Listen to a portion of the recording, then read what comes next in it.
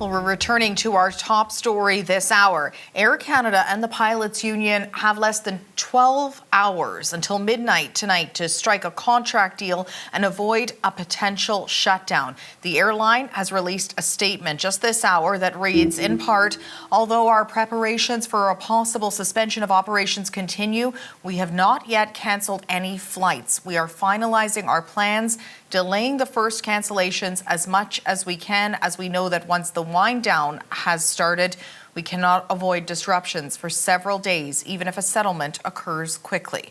For more on this, we've reached Karl Moore in Montreal. He's an associate professor in the Faculty of Management at McGill University and an airline industry analyst. Moore has also previously worked as a consultant for many companies, including Air Canada. We really appreciate your time today. My pleasure, Linda. Okay, so what everyone wants to know, less than 12 hours to this strike deadline, is what's going to happen now? What do you think? How likely do you think it is that these two parties will reach an agreement within the next 12 hours or so?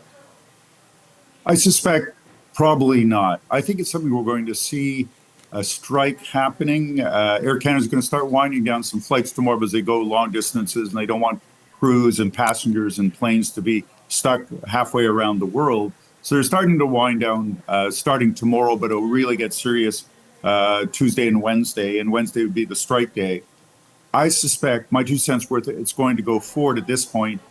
They might be some miracle and reach an agreement later today, but I would be genuinely surprised by that.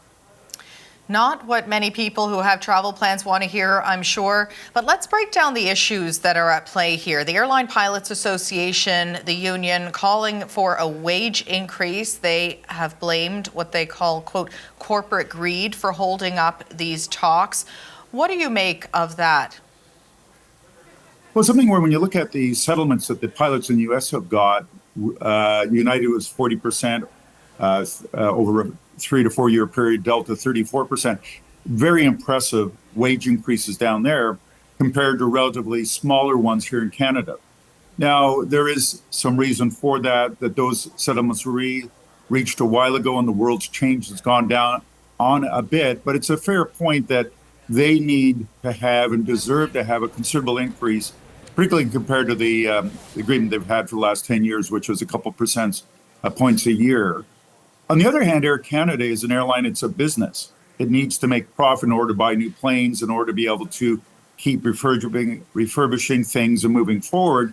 So both are kind of at a point where the demands of the unions need to come down, Air Canada's offer needs to come up. And I think they'll get to that.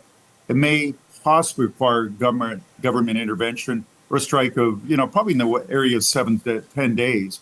But I think it's going to take that kind of dramatic action for the two sides to give into each other. I want to pick up on what you just said there about government intervention here. We know the Prime Minister yesterday was asked about this. He said, every time there's a strike, you think that the government is going to jump in and fix it. We're not going to do that, he said. Do you think that's the right decision? I think it is. And when you look at it, the CNCP strike was not that long ago. The government stepped in. WestJet mechanics were in strike a while ago. Again, there was arbitration. The thing is that it's a political question as well. So there's an election next year. The NDP stepped away for their cooperation with the Liberals. In the NDP, it's in their DNA to be absolutely on the side of the union. So it's something where, and Poilievre has said, as a Conservative Party is not going to ask for government intervention, which they'd be more apt to, and Stephen Harper did many years ago. So it's something where it's a political question, and part of it is how long does the strike go on? How bad does it get? And at a certain point, more and more people call on the government to intervene, but I suspect that would be after 7 or 10 days where it's starting to really hurt the economy and affect a lot of Canadians. Yeah, how do you know when we've sort of reached that point? Because as you say, this has major economic implications and potentially people stranded all over the world who are looking to get back and people who can't get to where they need to be. There's also the reputational damage of all of this. So with everything that will come to play if this strike does go ahead, what do you think it would take for the Prime Minister to change his mind on this and step in with that binding arbitration? Lots of complaints from a lot of people so that he has broad support, and it would be seen as a popular move among many Canadians, I think is what it would be. So it would help the chance the Liberals get reelected next year. I think that would be the central concern of the Liberal Party and the Prime Minister, and reasonably so. And you talked about that middle ground. That the Air Canada has called the demands unreasonable. The union has said that the company is weaponizing the Canadian economy when so much there's the language that's being used, there's so much vitriol in that, and it seems that it very, very far apart at this point. What does that middle ground then look like, and how do you kind of get there? Well, Linda, I think it'd be a matter that Air Canada pays more but less than the union wants, and so they kind of both slightly unhappy, but that's probably when you have a reasonably good negotiation, almost like selling a house or something like that, where both sides have to give a bit.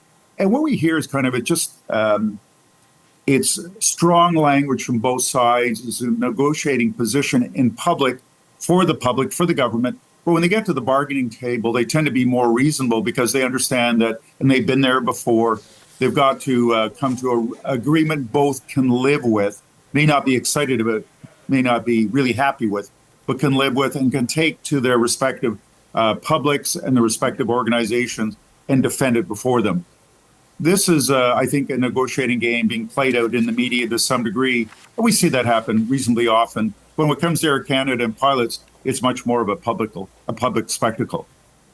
Well, we'll be watching it closely, and I have a feeling, as you say, that this spectacle is going to continue as we go over at least over the next 12 hours and wait for that deal. Airline industry analyst Karl Moore, thanks very much for helping us make sense of all of this. And I'm sure we'll be talking, Linda, the next few days again. Hope you have a good weekend. You as well.